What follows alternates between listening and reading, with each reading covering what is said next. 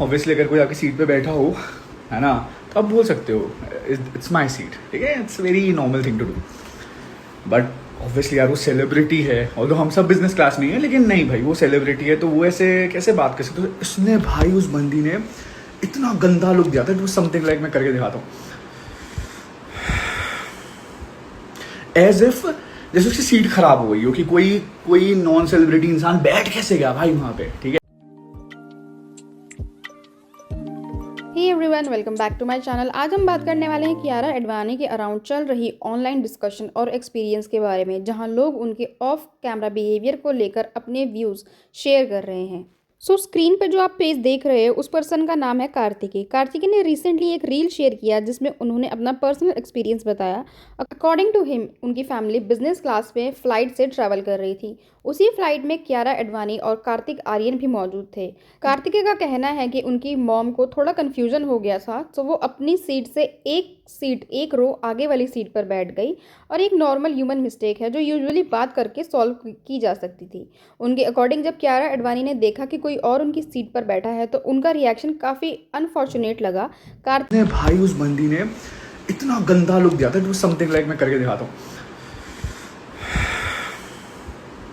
As if जैसे उसकी seat खराब हो गई हो कि कार्तिकेय ने क्लेम किया कि उन्होंने वर्बली तो कुछ नहीं किया, लेकिन उसके फेशियल एक्सप्रेशन और बॉडी लैंग्वेज से उनका इरिटेशन दिख रहा था। इसके बाद एयर होस्टेस ने सिचुएशन को नोटिस किया। उन्होंने पोलाइटली कार्तिकेय की मॉम से बात की और उन्हें उनकी करेक्ट सीट तक गाइड कर दिया। टेक्निकली इशू वहीं पे सॉल्व हो गया था, लेकिन कार्तिकेय का कहना है कि जो ओवरऑल वाइब थी वो उनके लिए ऑकवर्ड और अनकंफर्टेबल थी। अब यहाँ पर एक और इम्पॉर्टेंट पॉइंट ये है कि हर सिचुएशन के दो साइड होते हैं। हो सकता है कि एक्सप्रेशन को गलत वे में रीड किया गया हो, या हो सकता है कि कियारा टायर्ड हो या किसी और चीज़ से स्ट्रेस हो। लेकिन जैसे ही रील वायरल हुई, कमेंट सेक्शन में और लोगों ने भी ऐसे एक्सप्रेशन शेयर करना शुरू कर, इससे डिस्कशन और स्ट्रांग हो गया। एक और इंसिडेंट 2024 में बताया जाता है, जहां एक फ़्लाइट अटेंडेंट ने इंटरव्यू में अपना एक्सपीरियंस शेयर किया।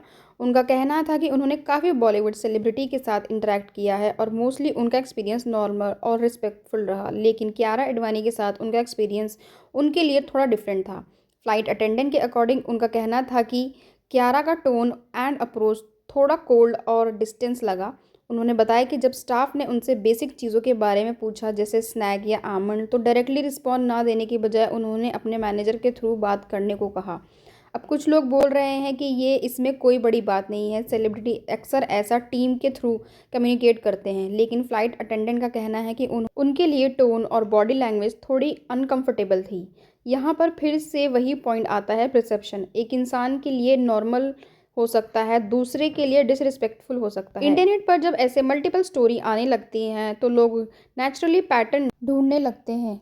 कुछ लोग बोलते हैं कि बाउंड्रीज होनी चाहिए और अगर कोई लाइन क्रॉस करता है तो उसको कॉल आउट करना बिल्कुल सही है, लेकिन दूसरी साइड ये भी बोला जाता है कि रिस्पेक्ट दोनों तरफ से होनी चाहिए। यहाँ पर एक जर्नल थॉट आता है, चाहे आप सेलिब्रिटी हो या कॉमन पर्सन, बेसिक कम्युनिकेशन और एक्नॉलेजमेंट सिचुएशन को काफ़ी स्मूथ बना सकता है। एक स्माइल, एक सिंपल इट्स ओके और एक पोलाइट जेस्चर कभी कभी ऑकवर्ड मोमेंट को भी कम्प्लीटली चेंज कर देता है। कियारा एडवाणी ने ओवर द ईयर्स काफ़ी सक्सेसफुल फिल्में दी हैं और उनके फैंस फॉलोइंग भी स्ट्रॉन्ग है। ऑन कैमरा उनकी इमेज काफ़ी स्वीट और ग्रेसफुल रही, इसलिए जब ऑफ कैमरा स्टोरी सामने आती है तो लोग नेचुरली सरप्राइज हो जाते हैं। सो फ्रेंड्स, आपको क्या लगता है इस पूरे डिस्कशन से? क्या आपको लगता है कि सेलिब्रिटीज से ज़्यादा एक्सपेक्टेशन होती है, या ये सिर्फ मिसअंडरस्टैंडिंग है जो वायरल हो जाती है? Do let me know in comment section. अगर आपको वीडियो अच्छा लगा हो तो वीडियो को लाइक करके चैनल को सब्सक्राइब कर लेना। अब मिलेंगे आपसे नेक्स्ट वीडियो में। Till then take care.